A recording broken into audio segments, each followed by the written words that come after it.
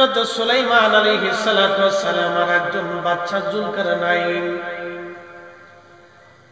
এই সেই বাদশা যুলকারনাইন যিনি ইয়াজুজ মাজুজের প্রাচীর তিনি নির্মাণ করেছিলেন। ইয়াজুজ মাজুজ পৃথিবীর শেষ প্রান্তরে ঈসা আলাইহিস সালাম যখন দুনিয়াতে আসবেন তার আগে ইয়াজুজ মাজুজ আসবে।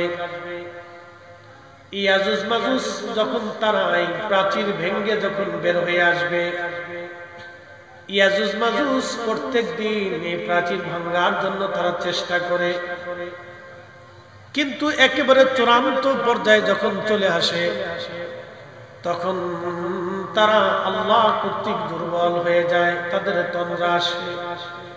তারা বলে আগামীকাল আবার আমরা খুঁজবো, আবার চেষ্টা করব।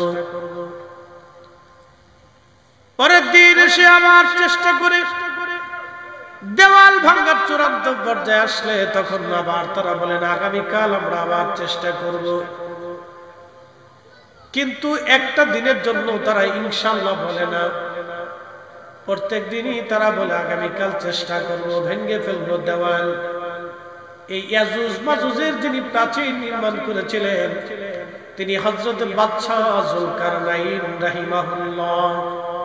এই বাদশা যুলকারনাইন হযরত ইব্রাহিম খলিলুল্লাহর কাছে কালেমা পড়ে মুসলমান হয়েছিলেন। একবার জোরে বলা যাবে কি মারহাবা। হযরত ইব্রাহিম খলিলুল্লাহর দুইজন সন্তান, একজন হযরত ইসহাক আর একজন হযরত ইসমাঈল আলাইহিস সালাম। হযরত ইসমাঈল আলাইহিস সালামকে কেন্দ্র করে কাবা আর হযরত ইসহাক আলাইহিস সালামকে কেন্দ্র করে বাইতুল আকসা। আবার শুনে যান, হযরত ইসমাঈল আলাইহিস সালামকে কেন্দ্র করে কাবা আর হযরত ইসহাক আলাইহিস সালামকে কেন্দ্র করে বাইতুল আকসা। পৃথিবীর পরাক্রমশালী দুইজন বাদশা, একজনের নাম হযরত সুলাইমান আলাইহিস সালাম আর একজন বাদশার নাম বাদশা যুলকারনাইন, যিনি ইয়াজুজ মাজুজের প্রাচীর নির্মাণ করে দিয়েছিলেন। সীসা গেলে লোহা ঢেলে গরম করে পানির মতো নরম করে লোহা এবং সীসা দিয়ে তিনি ইয়াজুজ ও মাজুজের প্রাচীর তিনি নির্মাণ করে দিয়েছিলেন। তিনি সেই বাদশা যুলকারনাইন খোদার খলিল কাবা ঘর নির্মাণ করার সময় তিনি ওই রাস্তা দিয়ে যাচ্ছিলেন। তখন ইব্রাহিম আলাইহিস সালাতু ওয়াস সালামকে বলেন আপনি কি করেন? বলে আমি এক আল্লাহর ঘর নির্মাণ করতেছি, আল্লাহর একত্ববাদ তাওহীদ লা ইলাহা ইল্লাল্লাহ দাওয়াত নিয়ে এসেছি। কুল হুয়াল্লাহু আহাদ আল্লাহুস সামাদ লাম ইয়ালিদ ওয়া লাম ইউলাদ ওয়া লাম ইয়াকুল লাহু কুফুয়ান আহাদ। আমি এক মালিকের দাওয়াত নিয়ে আসছি, যিনি জন্ম দেন না, জন্ম নেন না, যিনি কারো মুখাপেক্ষী না, সমগ্র সৃষ্টি সেই মালিকের মুখাপেক্ষী, তিনি সেই এক আল্লাহ। আল্লাহু লা ইলাহা ইল্লা হুয়াল হাইয়ুল কাইয়্যুম। তিনি সেই রব, তিনি ছাড়া আর কোনো ইলাহা নাই। তিনি চিরঞ্জীব চিরস্থায়ী, যার কোনো শুরু নাই, তার কোনো শেষ নাই, তার দুর্বলতা নাই, তার উত্তর দক্ষিণ পূর্ব পশ্চিম উপর নিচ কিছুই নাই। তিনি সর্বময় কর্তৃত্ব ক্ষমতার মালিক। আল্লাহু আলা কুল্লি শাইইন কাদির।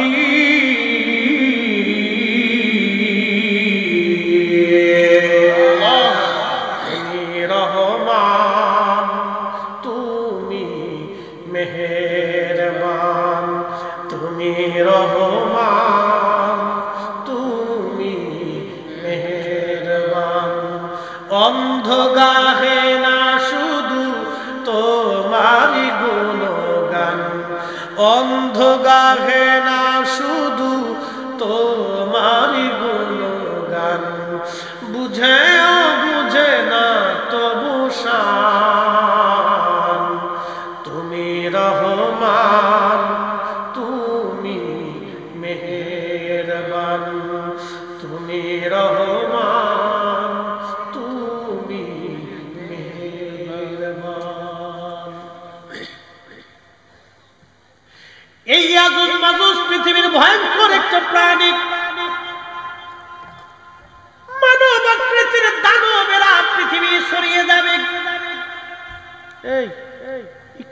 টোনটা কমাই দাও, যেটা বাড়ি দেয় বার। সারা পৃথিবী ছড়িয়ে যাবে, ঠিক আছে, সারা দুনিয়া ছড়িয়ে যাবে। ইয়াজুজ আর মাজুজ, ভূমধ্য সাগর, আরব সাগর, এই সমস্ত নদী নালা, ফোরাত আর টাইগ্রিস, যত নদী আছে পৃথিবীর সব নদীর পানিগুলি এরা খেয়ে শেষ করে ফেলবে। তাহলে বুঝেন তো কি পরিমাণে জাতি আসবে। সেই জাতিকে ঠেকানোর জন্য যিনি প্রাচীর নির্মাণ করেছিলেন তিনি বাদশা জুলকারনাইন। তিনি কাবার পাশ দিয়ে যান, আর এমন সময় হযরত ইব্রাহিম খলিলুল্লাহকে বলেন, আপনি কিসের দাওয়াত দেন? বলে, আমি এক আল্লাহর দাওয়াত দিই। আর আমি ইব্রাহিম খলিলুল্লাহ, আল্লাহর বন্ধু। হযরত ইব্রাহিম আলাইহিস সালাতু ওয়াস সালাম কত বড় আনুগত্য। ছেলেটা ডাক দিচ্ছে, আব্বা জান, আপনি তো আমাকে কুরবানি করবেন। বাবা, কুরবানি তো করে দিবেন, আমাকে জবাই করবেন। ছুরিটা সুন্দর করে ধার করেন আব্বা জান, যাতে আমার গলার মধ্যে চালাইলে আমার কষ্ট না হয়। দ্রুত গতিতে আপনি আমাকে জবাই দিতে পারেন। খোদার হুকুম মান্য করতে যাতে আপনার দেরি না হয়। ঠিক তখনই ইসমাইল আলাইহিস সালাম ডাক দিয়ে বলেন, আব্বা জান, আপনি আমার হাত পা গুলি শক্ত করে আব্বা বেঁধে নিবেন, যাতে আমি ছটফট না করি। বলেন তো, একজন সন্তানকে, সন্তান যখন বাবাকে এই কথাগুলি বলে, তখন বাবার হৃদয়ের মধ্যে কেমন ব্যথা হতে পারে। কিন্তু খোদার হুকুমে ইব্রাহিম আলাইহিস সালাম অটল। আমরা আল্লাহর খলিলের সন্তান, মিল্লাতের বাবা তিনি, আমরা তার রূহানি সন্তান। বাবা যেমন আল্লাহর হুকুমের কাছে মাথা নত করে একবারে অটল ছিলেন, আমাদের ওই রকম অটল থাকতে হবে, মাথা নত করা যাবে না। আল্লাহর হুকুমেই মাথা নত করতে হবে, মিথ্যার কাছে মাথা নত করা যাবে না। ঠিক কিনা? প্রিয় উপস্থিতি, খুব মনোযোগ দেন। হযরত ইব্রাহিম আলাইহিস সালাম ডাক দিয়ে বলতেছে, ইসমাইল ডাক দিয়ে বলতেছে, আব্বা জান, আপনার চোখ আমার চোখ ভালো করে বেঁধে দিবেন, আমার চোখটাও বাঁধবেন, আমার জামাটা খুলে নিবেন। এই জামাটা খুলে নিয়ে আমার আম্মা জানের হাতে দিবেন, আর আম্মা জানকে দোয়া করতে বলবেন। এই জামাটা দেখে দেখে যেন আম্মা জান আমার জন্য দোয়া করে। চিন্তা করেন তো, একজন সন্তান বাবাকে যখন এই কথা বলতেছিল, তখন বাবার অন্তরে কেমন ব্যথা লাগতে পারে। আব্বা জান, আপনি দয়া করে আপনার চোখ মুখ গুলি বেঁধে নেন, আপনার চোখটা আপনি বেঁধে নেন। এই জন্য চোখ আপনি বেঁধে নিবেন। আব্বা গো, আমার চেহারার দিকে তাকাইলে আপনার মায়া লাগতে পারে। আর একবার যদি সন্তানের প্রতি মায়া হয়, খোদার হুকুম আপনার অমান্য হয়ে যাবে। কোরআন বলতেছে, ইয়া আইয়ুহাল্লাযীনা আমানু লা তুলহিকুম আমওয়ালুকুম ওয়ালা আওলাদুকুম আন যিকরিল্লাহ।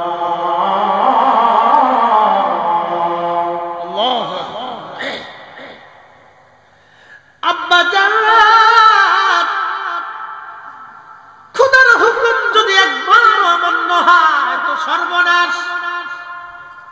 আপনার চোখগুলি শক্ত করে বেঁধে নেন, যাতে আপনি আমাকে না দেখেন, আমার প্রতি বড় মায়া হতে পারে।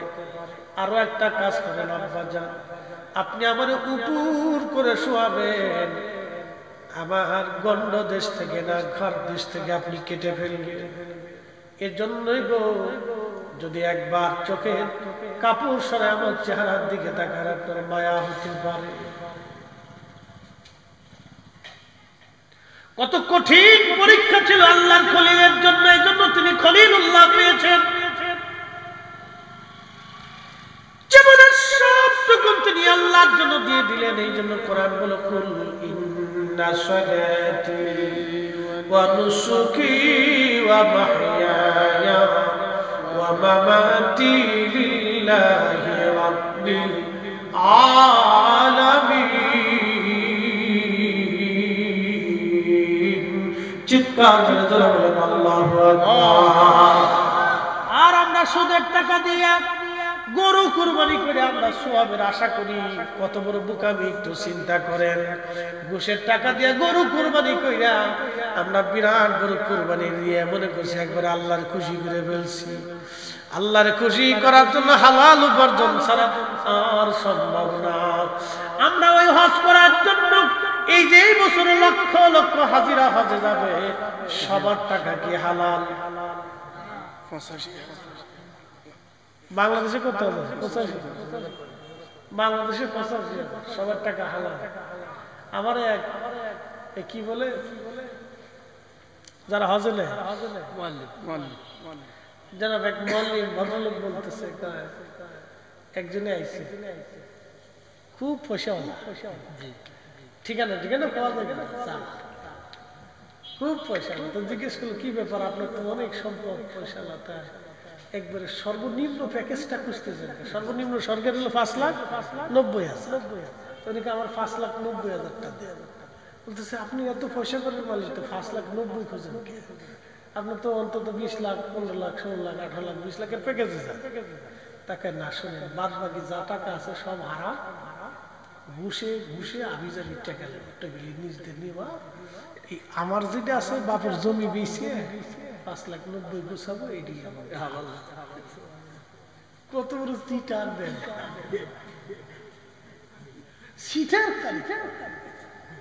তাই বললাম সেই বেটা যেটা খায় ওটা তো ওই ঘুষের টাকা দিয়ে, তো খাওয়ার পরে যে শরীরের গোশত হইছে ওটা তো সুদের ঘুষের টাকা।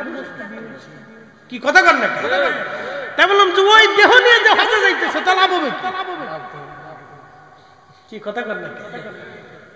আপনাদেরকে আর একটু বুঝাই, লুঙ্গি খুলে মাথায় পাগড়ি বাঁধলে কেমন? একজনের লুঙ্গি খুলে মাথায় পাগড়ি বেঁধে ফেলেছে, ওই অবস্থায় রাস্তা দিয়ে হাঁটতেছে, তা কেমন হবে? লোকেরা জিজ্ঞাসা কি করছে, সুন্নত আদায় করতেছে, নিজে কিন্তু ফরজ নাই। কি কথা? আমি কলকাতা গেছি, কলকাতা শাহ সুফি ফতেহ আলী রসুলের ওমর রহমতুল্লাহের পবিত্র মাজার শরীফ জিয়ারত করার জন্য বাসে উঠছি। তো বাসে উঠার পর এক মুসলিম মেয়ে বাসে উঠছে। তো মেয়েটা জিন্সের প্যান্ট পরা, টি শার্ট গায়ে, আর মাথার ভিতরে হেজাব, আল্টা মডার্ন সিস্টেম। আমি পিছনে বসে চিন্তা করি, আল্লাহ এটা কেমন বোকার বোকার। মাইয়া জিন্সের প্যান্ট পরছে, তারপরে টি শার্ট পরছে, এরপরে হেজাব পরছে। তার অর্থ হলো লুঙ্গি খুলে মাথায় পাগড়ি বাঁধলে যা। এই বেরিয়ে জিন্সের প্যান্ট পরে শার্ট গায়ে দিয়ে মাথায় হেজাব বাঁধলে কি লাভ? বুকা বুকা। তুই বেটা ওই রকম বুকা যে বেটা ঘুষের টাকা দিয়ে হজে যাবার না চাইয়ে নিজের বাপের জমি বেচে হজে যাইব, হালাল খুঁজতেছে, কিন্তু সারা বছর খাইছে হারাম, সারা বছর হারাম খাইছে, সারা বছর মানুষের মাথায় বাড়ি দিয়েছে, কোটিবার হজ করলো, কোটিবার কুরবানি দিল, কাজ হবে না। কি কথা বললা? ঠিক না? উচিত কথায় ময় বেজার গরম বাতে বিলাই। ইব্রাহিম আলাইহিস সালাম কুরবানিটা কত মজবুত ছিল। সন্তান বিনয়ে যখন এই কথা বলতেছিলেন, একটা বাবার কলিজার ভিতরে কেমন হতে পারে, কিন্তু তিনি খোদার হুকুমের কাছে অনড় ছিলেন, অটল ছিলেন। ঠিক ঠিক ইব্রাহিম আলাইহিস সালাতু ওয়াস সালাম বিসমিল্লাহ আল্লাহু আকবার বলে ছুরি ধরাইয়া চোখ মুখ বাইন্ধে ইসমাইল আলাইহিস সালামের হাত পা বেঁধে ছুরি বিসমিল্লাহ আল্লাহু আকবার বলে গলার দিকে চালিয়ে দিচ্ছেন। ছুরিটা গলার দিকে ইব্রাহিম আলাইহিস সালাতু ওয়াস সালামের সন্তান ইসমাইল যাবেহুল্লাহর দিকে চালিয়ে দিচ্ছে। জিবরাইল বলেন, ইয়া রাসূলুল্লাহ, তখন আমি আল্লাহ পাকের আরশে আল্লাহর নিচে সিদরাতুল মুনতাহার কাছে আমি ছিলাম। আমার মালিক আমাকে ডাক দিয়ে বলল, জিবরাইল তাড়াতাড়ি যাও, জান্নাতের মধ্যে 40 বছর ধরে একটা দুম্বা লালন হচ্ছে। আল্লাহু আকবার।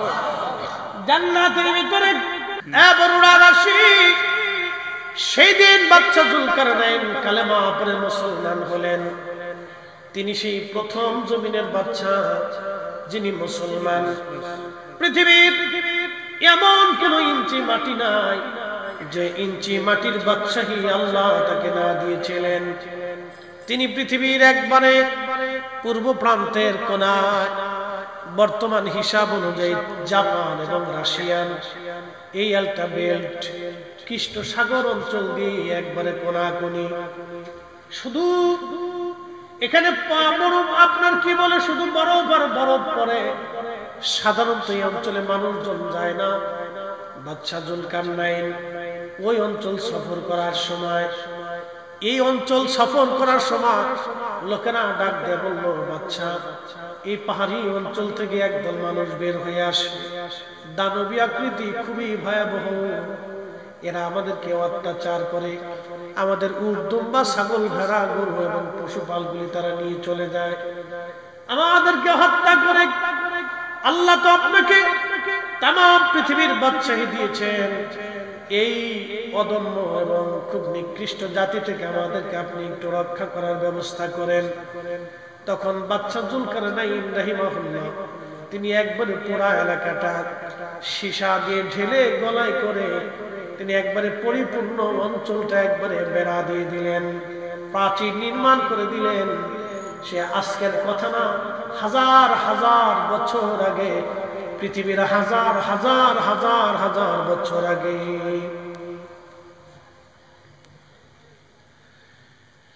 তিনি ছিলেন আল্লাহ ভীরু একজন বাদশা। দুনিয়ার ভিতরে দুইজন জমিনে বাদশা মুসলমান সারা পৃথিবী, আর দুইজন কাফের বাদশা ছিল সারা পৃথিবীর কাফের বাদশা। একজনের নাম বাদশা নমরুদ। এই নমরুদ ইব্রাহিম আলাইহিস সালামের জামানা, বিরাট বড় লম্বা হায়াত ছিল তার। আল্লাহর সাথে পাল্লা দিতে গেল, খোদার সাথে যুদ্ধ করার জন্য সে প্রস্তুতি নিল। ইরাকের বাগদাদ ছিল তার রাজধানী। সারা পৃথিবী থেকে কোটি কোটি কোটি কোটি স্বর্ণ সে জোগাড় করলো, আল্লাহর সাথে সে যুদ্ধ করবে। আমার মালিক, আমার মাওলা তার বিরুদ্ধে যুদ্ধ করার জন্য বিরাট অস্ত্র পাঠান নাই, আল্লাহ শুধুমাত্র মশা পাঠাই দিলেন। মশা, এই যে মশা পৃথিবীতে আসলো, আর কোনোদিন মশা যায় নাই, কোনোদিনও মশা যাবে না। এ দেখবেন মশার বিভিন্ন কালার আছে, বিভিন্ন রং আছে, বিভিন্ন গ্রুপ আছে। রক্তের গ্রুপ অনুযায়ী মশা আপনার কামড়াবে। যার এ positive, B positive, A B positive, A B negative, O negative, A negative রক্ত যাদের আছে, ওই রক্ত অনুযায়ী মশা তারে কামড়ায়। সব মশা সবাইরে কামড়ায় না। আচ্ছা বলেন তো, মশা রক্ত পরীক্ষা করার জন্য কি ল্যাবে যায়? এই আমার দিকে তাকান। মশা রক্ত পরীক্ষা করার জন্য, গ্রুপ নির্ণয় করার জন্য কি কোনো ল্যাবে যায়? এই মশার এই রাডার দিছে কি? না না, একসাথে বলেন না, কে দিছে? কে দিয়েছে? আজকে থেকে মশার এই রাডার দিছে না, মশারের সৃষ্টির প্রথম থেকে রাডার দিয়ে পাঠাই দিছে। কিন্তু সবাইরে কামড়াবি না, তোর এ বি পজিটিভ ভাগ করে দিছে, এ পজিটিভ, ও নেগেটিভ, ও পজিটিভ। মশারে আল্লাহ ভাগ করে দিছে যে তুই ওরে কামড়াবি, তুই ওরে ধরবি, ওরে খাবি, ওরে খামছি। এই যে মশারের রাডার আল্লাহ দিয়ে দিল, বিনা বিদ্যা, বিনা মেডিকেল কলেজে হসপিটালে পড়াশোনা করা লাগে নাই, জীবনে কোনোদিন কোন ল্যাবে যায় ভর্তি হইতে হয় নাই। আল্লাহ প্রত্যেকটা মশার ব্রেনের ভিতরে মেধা রব্বে কারীম দিয়ে দিল। সেই রবের নাম কি? আল্লাহ। সেজদা হবে কার? আল্লাহ। আইন চলবে কার? বিধান মানব কার? এবং তার রাসূলের আইন মেনে জীবন পরিচালিত করতে হবে। আপনারা কুত্তা চেনেন? 50 কিলোমিটার দূর থেকে কুত্তার নাকে ঘ্রাণ আসে।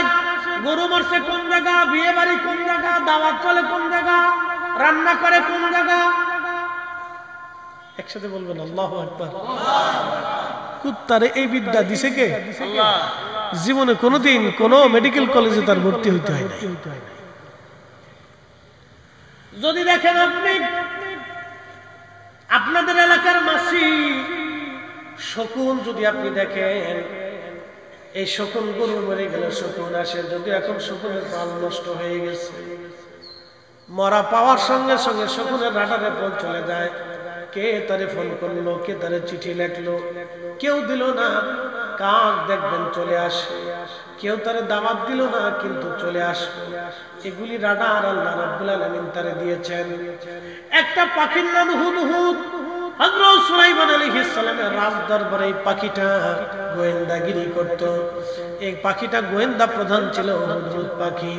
হুদহুদ পাখির একটা ক্ষমতা আল্লাহ দিয়েছিলেন, ও আকাশ দিয়ে উড়ে যাওয়ার সময় জমিনের দিকে তাকানোর পরে জমিনের কত ফিট নিচে পানি আছে এবং খনিজ সম্পদ আছে এটা হুদহুদ বলে দিতে পারত, যেটা বর্তমান বিজ্ঞানের পক্ষেও দুরূহ ব্যাপার হয়ে গেছে।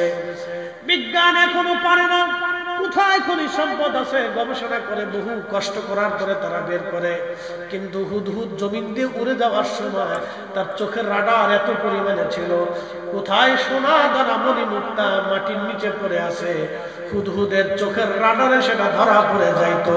একবার জোরে বলা যাবে আল্লাহু আকবার। এই হুদহুদকে যিনি পাওয়ার দিলেন তিনি আল্লাহ।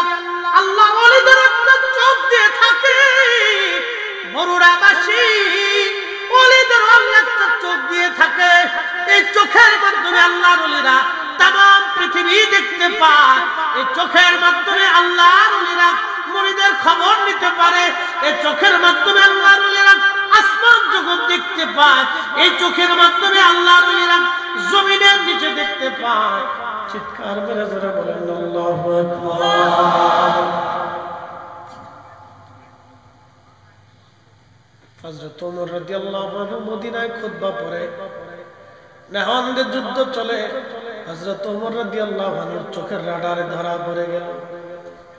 যুদ্ধের ময়দানে সেনাবাহিনী বিভাগের মধ্যে পড়ে গেছে, পার্শ্ববর্তী বিরাট বড় পাহাড়। হযরত ওমর প্রধান সেনাপতিকে বলেন, ইয়া সারিয়াল জাবাল আল জাবাল, ও সেনাপতি পাশে পাহাড় পাহাড় দেখো।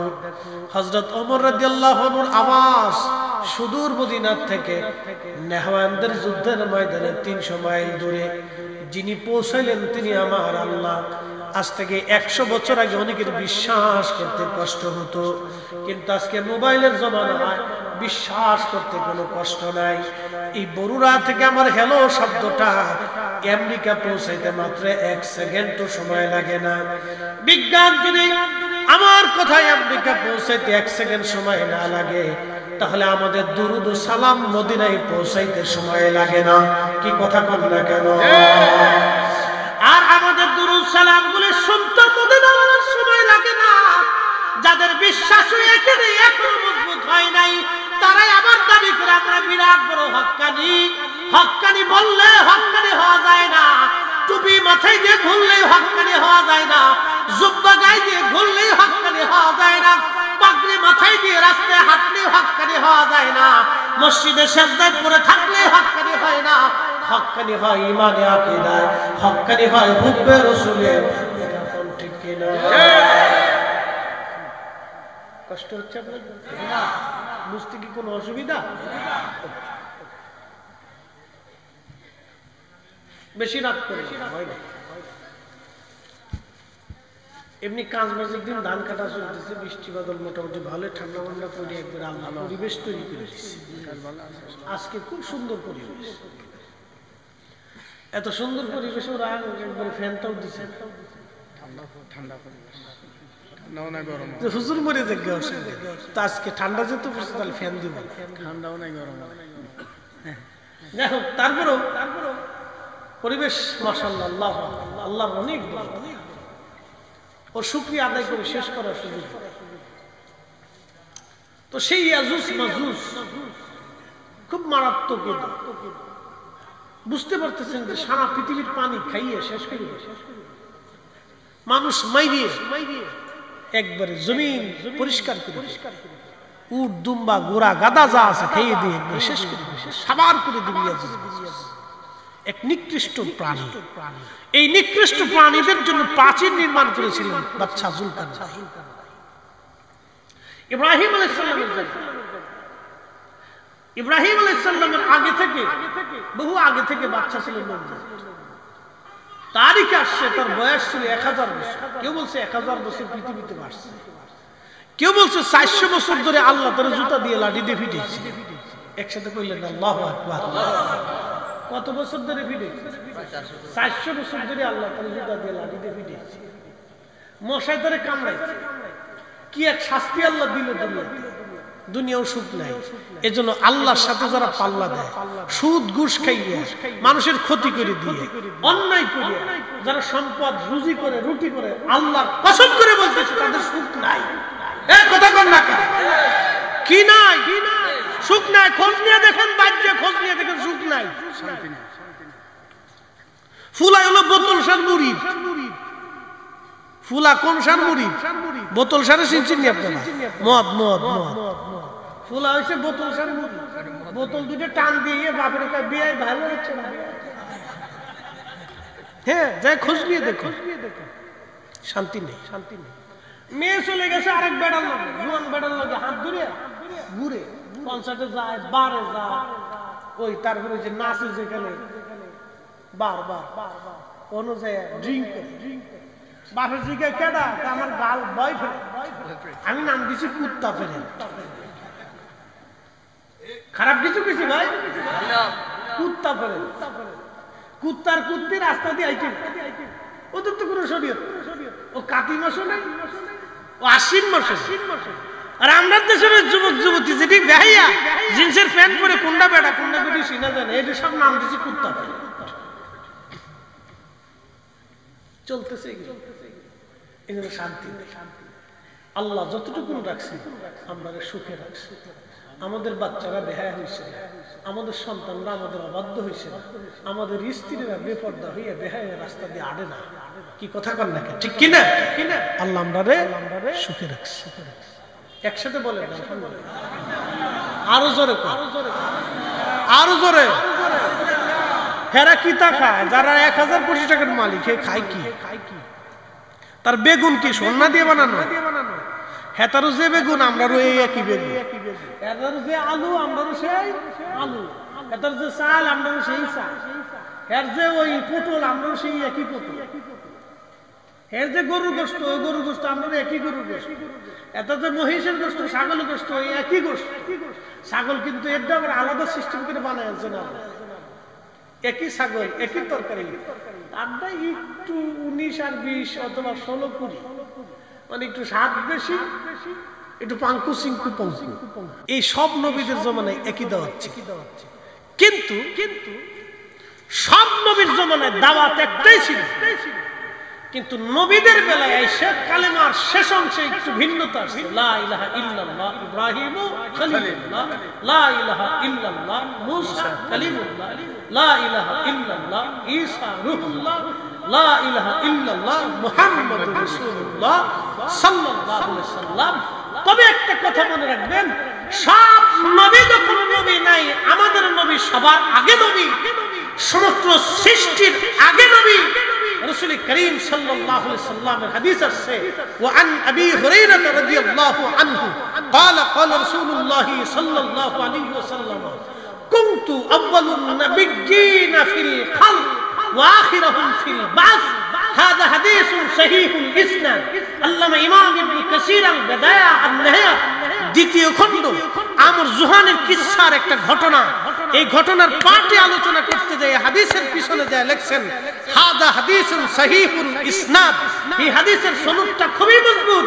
প্রিয় রাসূল বলেন সমগ্র সৃষ্টির প্রথমে আমি নবী, আমি নবীর আগে সৃষ্টিতে কোনো নবী ছিল না, আমি নবীর পরে সৃষ্টিতে কোনো নবী হবে না। আজকে যারা বুকে হাত বেঁধে নামাজ পড়ে, যাদের শায়েখ নবীরা বলে রাসূল 40 বছর বয়সে নবুয়ত পাইছে, তার আগে নবী ছিলেন না, এগুলি ডাহা মিথ্যা কথা, এগুলি ডাহা মিথ্যা কথা।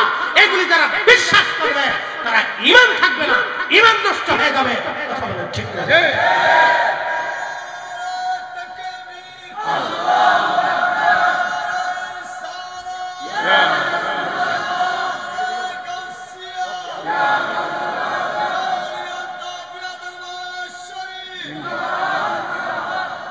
এই সমস্ত বাতিল গুমরাহি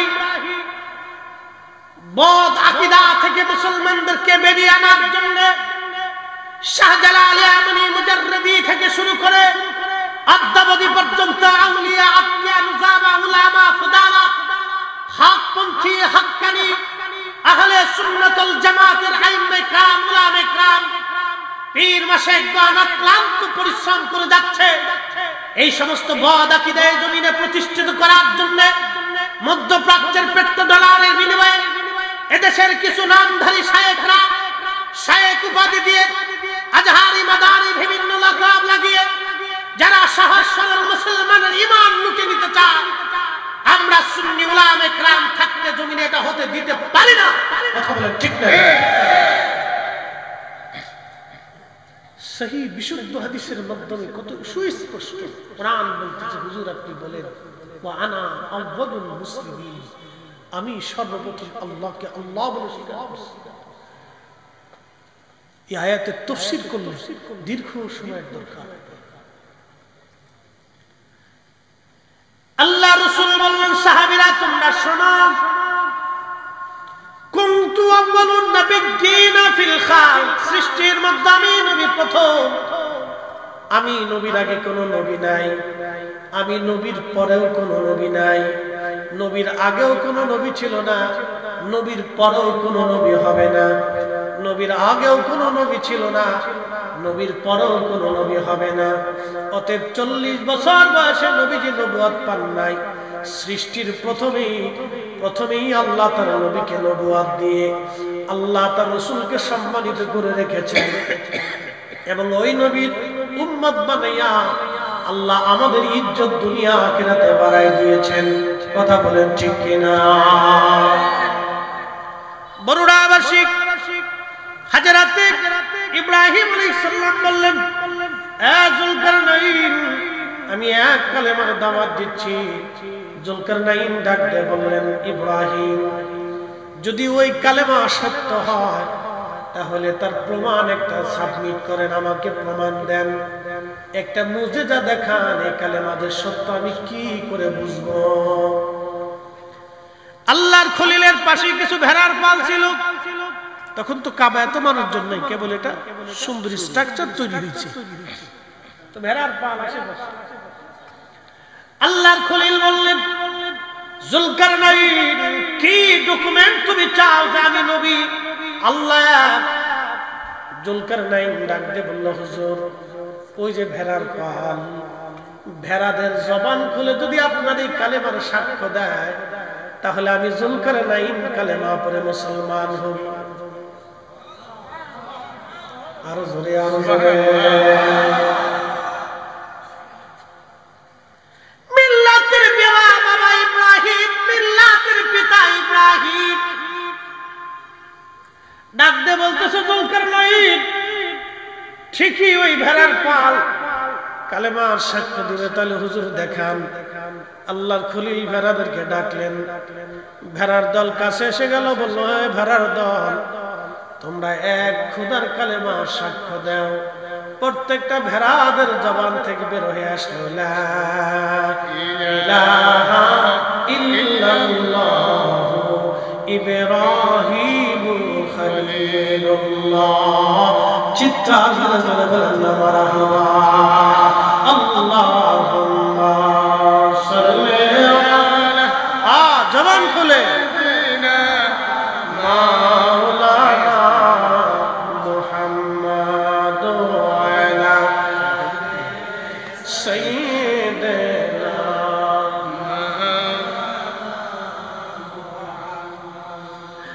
পৃথিবীর বাদশা ছিল সে, সারা পৃথিবীর বাদশার সঙ্গে আল্লাহর খলিল একা লড়াই করেছিলেন। একবার জোরে বলা যাবে কি মারহাবা?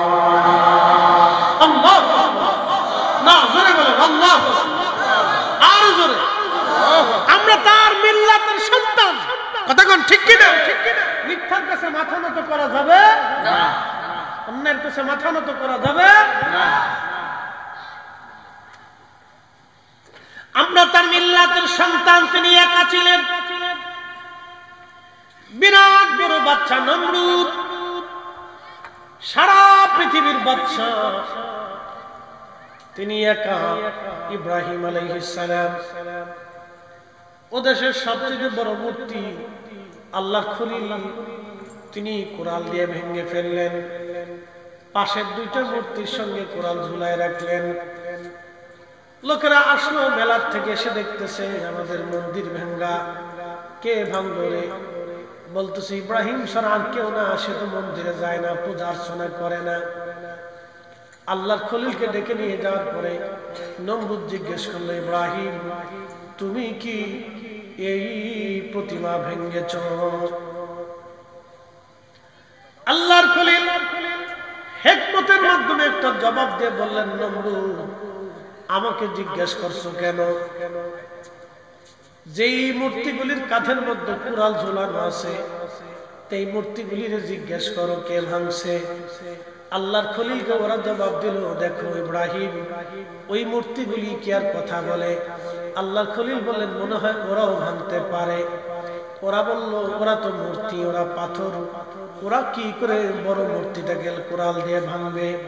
ওরা তো নড়তে চড়তে পারে না, ওদের হাতে তো কোনো শক্তি নাই।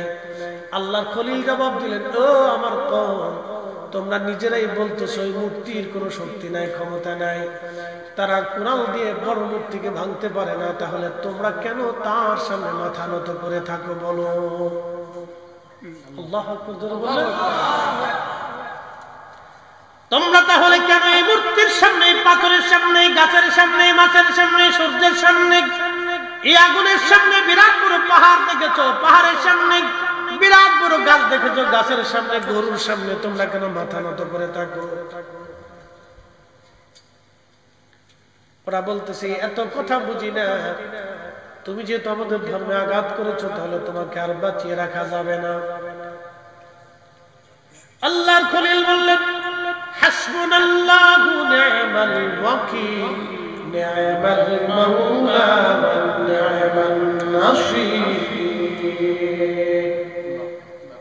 আপনি যদি আজকে দেখেন ইব্রাহিম আলাইহিস সালামের উত্তরসূরি ফিলিস্তিনের মুসলমানদের দিকে যদি আপনি তাকান, ওই ছোট্ট বাচ্চার মা মরে গেছে, বাবা মরে গেছে, দেখলে কলিজায় মানে না, পরিবারের কেউ নাই, ভাইও মরে গেছে, বোনও মরে গেছে, একা বেঁচে আছে।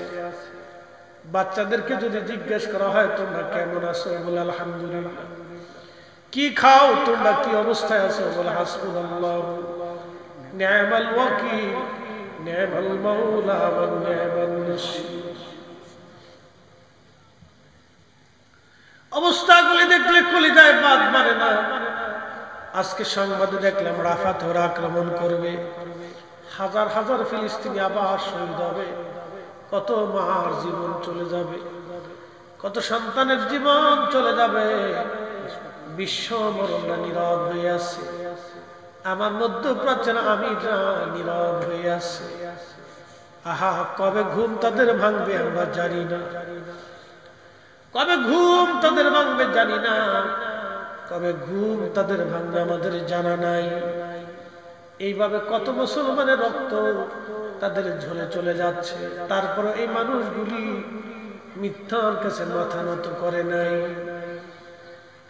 এই মানুষগুলি ইহুদিদের সামনে মাথা নত করে নাই, জালিম দখলদারদের সামনে তারা মাথা নত করে নাই। আমার দেশের নারীরা যখন বোরকা ছাড়া থাকে, অর্ধ উলঙ্গ হয়ে রাস্তায় বের হয়, তখন ফিলিস্তিনের নারীরা বোরকা পরে শহীদ হয়ে যায়। সন্তানকে হসপিটালে চোখের সামনে সন্তান ছটফট করে শহীদ হয়ে যাচ্ছে, মা তখন হেজাব খুলে না, বোরকা ছাড়ে না। আবার ফিলিস্তিনের নারীরা বোরকা ছাড়ে না, হেজাব খুলে না। আর ঠিক তখনই আমার দেশের নারীরা বোরকা পরে না, হেজাব পরে না। আপনি যদি তফাৎ দেখেন, বিরাট বড় তফাৎ। ওই জমিন সাইয়্যিদুনা ইব্রাহিম আলাইহিস সালামের জমিন, আমাদের মিল্লাতের বাবার জমিন। ওই জমিনে ঘুমিয়ে আছেন সাইয়্যিদুনা ইব্রাহিম আলাইহিস সালাম। হাজার হাজার বছর ধরে তিনি ঘুমানো ওই ফিলিস্তিনে ঘুমিয়ে আছেন ইব্রাহিম আলাইহিস সালাম। ওখান থেকে তিনি কাবাতে যাইতেন। ওনার দ্বিতীয় স্ত্রী হযরত হাজরা আলাইহিস সালাম এবং ছোট্ট সন্তান ইসমাইল আলাইহিস সালামকে তিনি দিয়ে পাঠাইলেন সুদূর কাবাতে, কাবা শরীফে তিনি পাঠিয়ে দিলেন। অনেক বড় লম্বা ইতিহাস। কাবাতে পাঠিয়ে দেওয়ার পরে হযরত ইব্রাহিম আলাইহিস সালাম এক মশক পানি, কিছু খেজুর হযরত হাজরা আলাইহিস সালামের কাছে দিয়া গাছের নিচে বসাই দিয়া সন্তানকে রেখে, কলিজার টুকরা একটা মাত্র সন্তান, বুঝতেই পারছেন ৮০ বছর পরে আল্লাহ একটা সন্তান দিলেন। ৮০ বছর পরে আল্লাহ একটা সন্তান দিলেন। ৮০ বছর পরে একজন বাবা সন্তান পাওয়ার পরে খোদার হুকুমে ওই সন্তানকে তিনি কাবাতুল মুকাররমাতে দিয়ে যখন রওনা করলেন, হযরত হাজরা আলাইহিস সালাম পিছন দিক থেকে তিনি জুব্বা টেনে ধরলেন, ধরে বললেন, স্বামী হে, খোদার খলিল আমার, বিজবন এই অঞ্চলে আপনি রেখে যাচ্ছেন, কোন গাছ তরুলতা পাতা নাই, খেজুর বাগান নাই, জনমানবহীন শূন্য একটা নির্জন প্রান্তর, একেবারে প্রান্তরে রেখে যাচ্ছেন, নিজের ইচ্ছায় না আল্লাহর হুকুমে। আল্লাহু আকবার। কল্পনা করেন তো একজন বিবির জন্য সময়টা কত বড় কঠিন, আর একজন স্বামীর জন্য এই সময়টা কত কঠিন। আল্লাহর খলিলের পিছনের দিকে তাকান না। হাজরা আলাইহিস সালাম জুব্বা টেনে ধরে বলেন, আল্লাহর খলিল একটু দয়া করে বলে যান, আপনার নিজের ইচ্ছায় না আল্লাহর হুকুমে রেখে যাচ্ছেন। ঠিক তখনই হযরতে আল্লাহর খলিল ডাক দিয়ে বলেন, হাজরা রে, এত বছর পরে আমি আমার কলিজার টুকরা সন্তানকে আর প্রিয়তমা স্ত্রীকে এখানে রেখে যাচ্ছি, আমার ইচ্ছাই না, এটা স্বয়ং আমার আল্লাহর বিধানে, আল্লাহর হুকুমে রেখে যাচ্ছি। আল্লাহু আকবার। ঠিক তখনই হযরত হাজরা আলাইহিস সালাম তখনই উচ্চারণ করলেন, হাসবুনাল্লাহু নি'মাল ওয়াকিল নি'মাল মাওলা নি'মান নাসীর। স্বামীরে, আল্লাহর হুকুমে যেহেতু রেখে যাচ্ছেন আপনি, তাহলে এই জমিনে আমার চিন্তা করা লাগবে না, আমাদের ফয়সালা যিনি করবেন তিনি আল্লাহ। চিৎকার মেরে জোরে বলেন আল্লাহু আকবার। আমাদের রিজিকের ফয়সালা করে কে? একসাথে বলেন, কে? কে? তাহলে সুদ খাবো, জোরে বলেন, সুদ খাবো, ঘুষ খাবো, অন্যের জমি দখল করব, অন্যের সম্পদ মেরে দেব, এই কথা বলে আল্লাহর খলিল রওনা হয়ে গেলেন। বহু দূরে যাওয়ার পরে তিনি পিছনের দিক তাকায় দেখলেন না, আর তাদেরকে দেখা যায় না। তখনই তিনি কাবার দিকে ঘুরে যে হাত বাড়াইলেন, 2 হাত। বুখারী কিতাবুল আম্বিয়ার মধ্যে আসছে, 2 হাত তুললেন আল্লাহর দরবারে। আল্লাহর খলিল 2 হাত তুলে আল্লাহর দরবারে দোয়া শুরু করলেন। খোদার খলিল 2 হাত বাড়াই দিলেন কাবার দিকে ঘুরে, এইভাবে, আল্লাহ তোমার হুকুমে আমার সন্তান, আমার বংশধরকে এখানে রেখে যাচ্ছে, আল্লাহ তুমি জমিনটা আবাদ করে দাও, তাদের জন্য তুমি উত্তম রিজিকের ফয়সালা করে দাও, আর তাদের জন্য উত্তম আহারের পানীয়ের ব্যবস্থা তুমি করে দাও। অনেক বড় লম্বা ইতিহাস। ওই যে সাফা মারওয়া, ইন্নাস সাফা ওয়াল মারওয়াতা মিন শাআইরিল্লাহ, এই সাফা মারওয়া পাহাড় আল্লাহ নিদর্শন।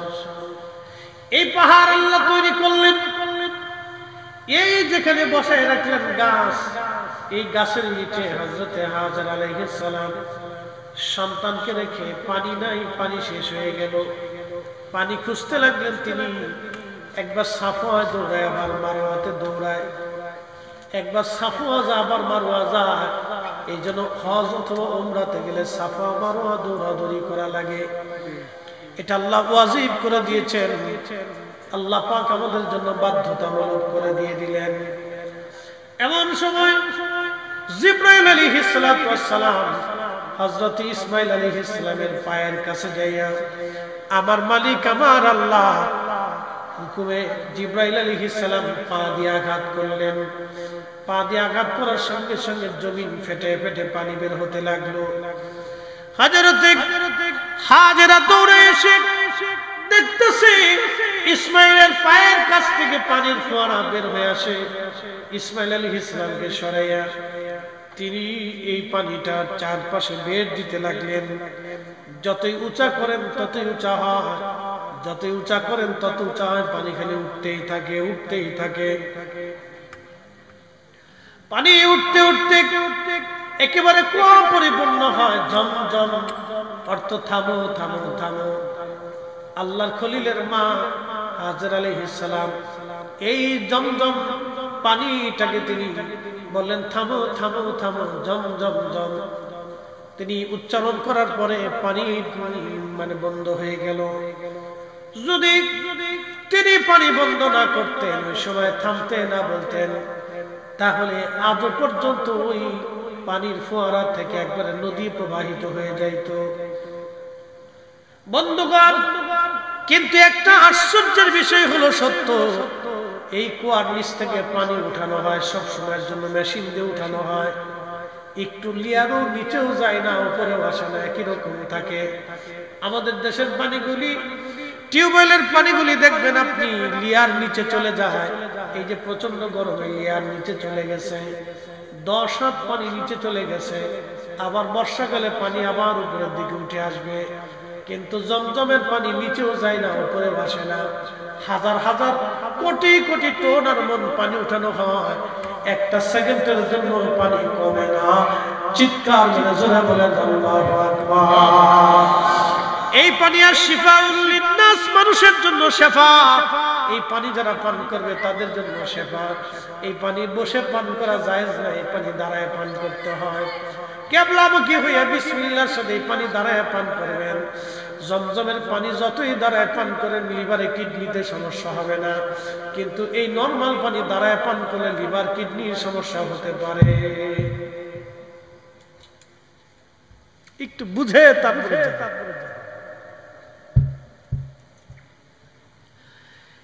এইখানে বসতি নির্মাণ হবে। তো পানি পান করে হাজরা আলাইহিস সালাতু ওয়াস সালাম বসে রয়েছেন। হযরত হাজেরা বসে রয়েছেন পানি নিয়ে। ইয়ামান থেকে জুরহাম কওমের মানুষ, তিনারা এই রাস্তা দিয়ে যাওয়ার সময় লক্ষ্য করলেন আকাশে পাখি উড়ে।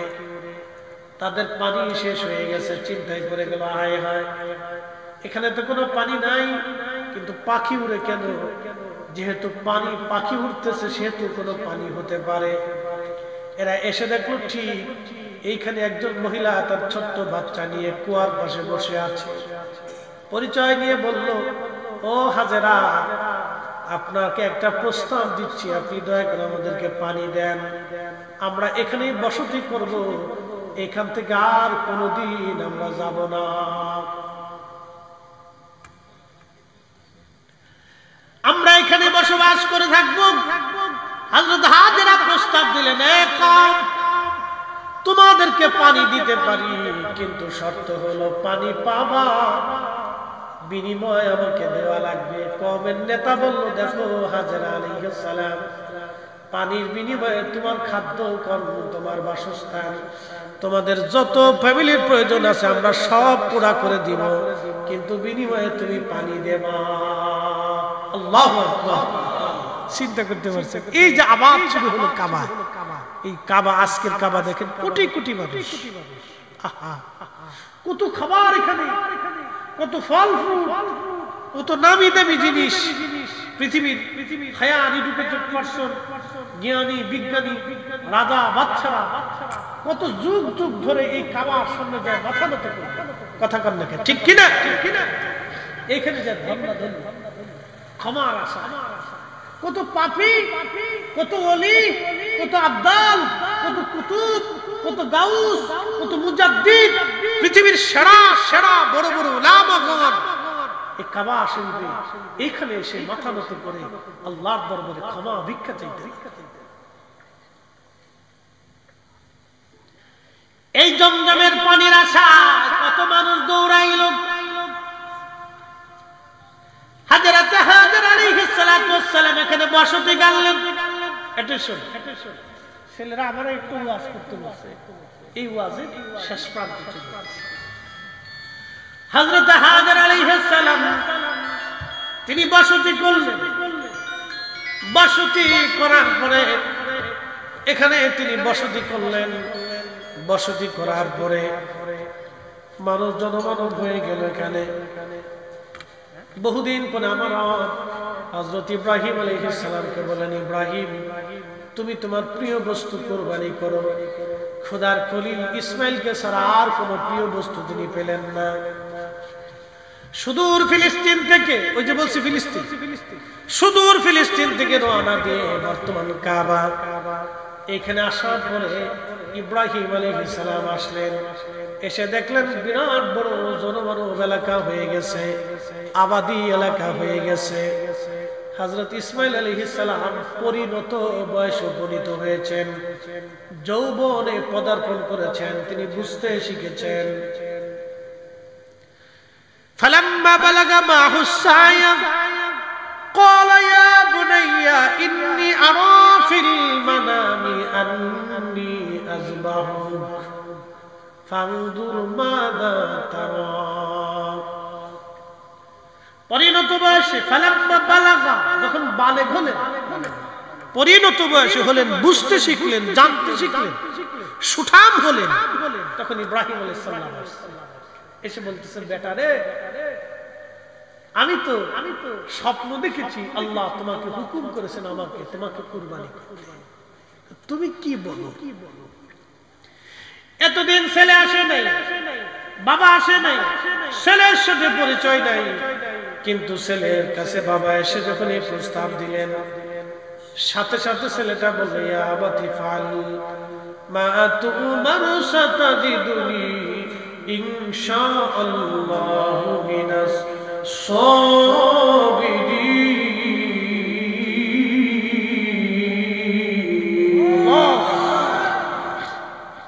আমার দিকে তাকান, এখান থেকে আমাদের বুঝতে হবে, বোঝার জন্য এই ওয়াজটা নিয়ে আসছে।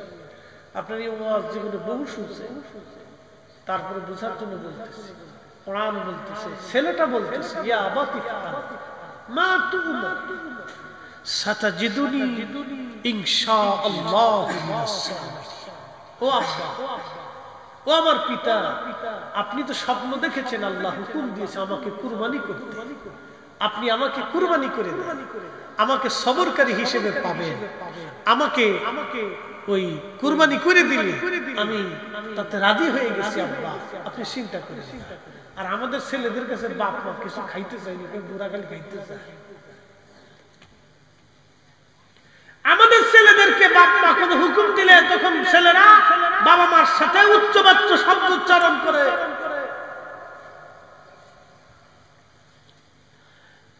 যুবক যুবতীরা, এটা আমাদের জন্য একেবারে কি বলবো, বলার কোন ভাষা নাই।